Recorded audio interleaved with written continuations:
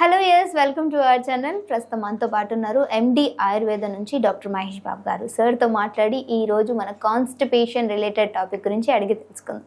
నమస్తే సార్. నమస్తే అండి. సార్, కాన్స్టిపేషన్ అనగానే దీంతో సఫర్ అయ్యే వాళ్ళు ఫలానా వ్యక్తి అని చెప్పలేం. ఆల్మోస్ట్ ఇంట్లో ఎంతమంది ఉంటే అంతమంది ఈ ప్రాబ్లం ఖచ్చితంగా ఫేస్ చేస్తారు. సో ఒక్క కారణం అంటే ఏమైనా ఉందంటారా, లేదంటే అసలు మొత్తానికి మన లైఫ్ స్టైలే డ్యామేజ్ అని చెప్పొచ్చు అంటారా? లేదండి, అంటే ఇప్పుడు చిన్నపిల్లల్లో తీసుకోండి. చిన్నపిల్లలకు కానీ నేను ఎక్కువ యంగేజ్ టీనేజర్స్లో కానీ మెయిన్ రీజన్ బద్ధకం అండి. బద్ధకం అంటే లైక్ ఇప్పుడు మనకి మోషన్ ఎప్పుడైతే మనకు అర్జ్ అనేది వస్తుందో ఫీలింగ్ వెళ్ళాలి, చాలా మంది ఇప్పుడు చిన్నపిల్లల్ని చూడండి, వాళ్ళు బాత్రూమ్ వరకు వెళ్ళరు. సో ఇనిషియేట్ అనేది ఉండదు. సో బేసిక్గా ఏంటంటే ఇప్పుడు మీకు ఐడియా ఉంటుంది ఏంటంటే మనకి ఏదైనా సరే ఆర్డర్ అనేది బ్రెయిన్ నుంచి వస్తుంది డెఫినెట్గా. సో దాన్ని మనం ఇంప్లిమెంట్ చేయాలి అంటే మన వైపు నుంచి మజిల్స్ కానివ్వండి, నర్వ్స్ కానివ్వండి అన్నీ కూడితేనే ఆ వర్క్ అనేది జరుగుతుంది. సో మనం ఇనిషియేషన్ తీసుకోకుండా బాత్రూమ్ దగ్గరికి వెళ్ళడం చేయడం అనేది చిన్నపిల్లల్లో చాలా చూస్తున్నాం. ఇదే కాకుండా ఇప్పుడు టీనేజర్స్లో కూడా ఏంటంటే ఫస్ట్ మెయిన్ ఏంటంటే సెడెంటరీనెస్ అండ్ లేజీనెస్ అనమాట. ఓకే, వెళ్ళరు బేసిక్గా ఒకటి ఫస్ట్. సెకండ్ మీరు అనేది ఎగ్జాక్ట్ పాయింట్ ఏంటి అంటే first food, life style. So food ఏంటంటే మనం తీసుకునే జంక్ ఫుడ్ ఉంది కదా, ఇవన్నీ కూడా ఏంటంటే అంతా ఒక టైప్ ఆఫ్ స్టిక్కీ మెటీరియల్ లాగా, అంటే ఇంటెస్టైన్కి పట్టేసి ప్రాపర్ మూమెంట్ ఉండకుండా బయటికి రాదనమాట. సో దానివల్ల ఏమవుతుందంటే మన డైజెషన్ అయిపోయాక కూడా కొంచెం కొంచెం రెమనెంట్ అనేది మిగిలిపోతుంది. సో ఆ రెమనెంటే రేపు మనకి టాక్సిన్స్ కింద ఫామ్ అవుతాయి. దాన్ని ఆయుర్వేదిక్లో ఆమా అంటారు. సో అవి ఇంకా ఇది సెకండ్దే. థర్డ్ది ఇప్పుడు కాన్స్టిపేషన్ అంటే అందరూ ఏమనుకుంటారంటే మోషన్ వెళ్ళకపోవడం అని అనుకుంటారు. కానీ మోషన్కి వెళ్ళేటప్పుడు కొంతమంది చాలా ప్రెషర్ అప్లై చేస్తుంటారు అండ్ నార్మల్ టెక్స్చర్ కాకుండా గట్టిగా కూడా అవుతూ ఉంటుంది. సో దాన్ని కూడా మనం కాన్స్టిపేషన్ కిందే కన్సిడర్ చేయాలి.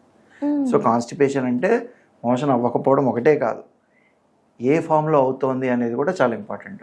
సో మనకేంటి నార్మల్గా సెమీ సాలిడ్గా కంప్లీట్ లిక్విడ్ స్టేట్ కాకుండా అలాగ అవుతుంది అండ్ స్మూత్ అండ్ సాఫ్ట్నెస్ ఉంటుంది.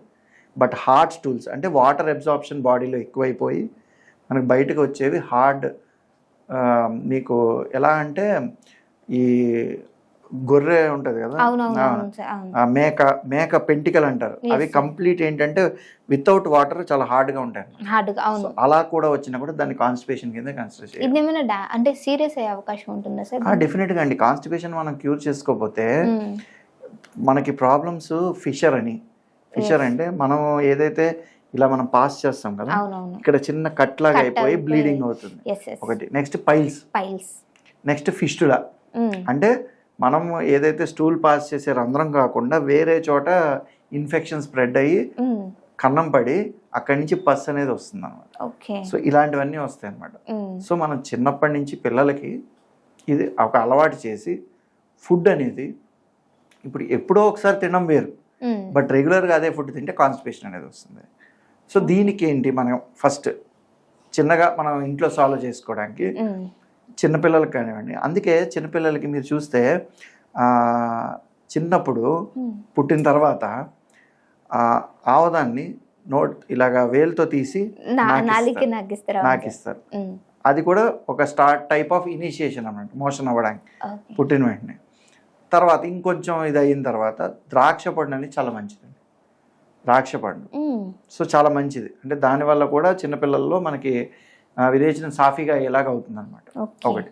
ఇంకోటి ఏంటంటే మనకి డైజెషన్ ప్రాబ్లము ఉండి మోషన్ ఫ్రీగా అవ్వట్లేదు అంటే పిల్లల్లో కరక్కాయ పొడి గోరువెచ్చని నీళ్ళల్లో కలిపి, కరక్కాయలు అంటే అందరికీ తెలుసు కదా, సో కరక్కాయ పొడి గోరువెచ్చని నీళ్ళల్లో కలిపి ఇస్తే కనుక ఇంకా చాలా మంచిది. ఇంకా మన ఏజ్ కొంచెం పెరిగింది, టీనేజర్స్ కానీ మిడిల్ ఏజ్ వాళ్ళకి కానీ ఈ కాన్స్టిపేషన్ ప్రాబ్లం ఉంటే ఆవదం ఉంటుంది కదండి, ఆవదాన్ని ఒక స్పూన్ తీసుకుని రాత్రిపూట పాలల్లో కలుపుకొని తాగితే కనుక చాలా ఫ్రీగా అవుతుంది. అండ్ లోపల ఏమైనా రెమినెంట్స్ అని నేను ఇందాక చెప్పాను కదా టాక్సిన్స్, అవి కూడా రిమూవ్ అవుతాయి.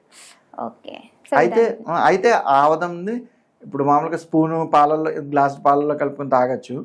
సో అయితే వాళ్ళకి ఎంత సూట్ అవుతుంది ఎన్ని రోజులు అలా వాడాలనేది ఒకసారి డాక్టర్ని కన్సల్ట్ చేస్తే చాలా better. Okay, thank you so much sir, మంచి ఇన్ఫర్మేషన్ ఇచ్చారు. థ్యాంక్ యూ అండి.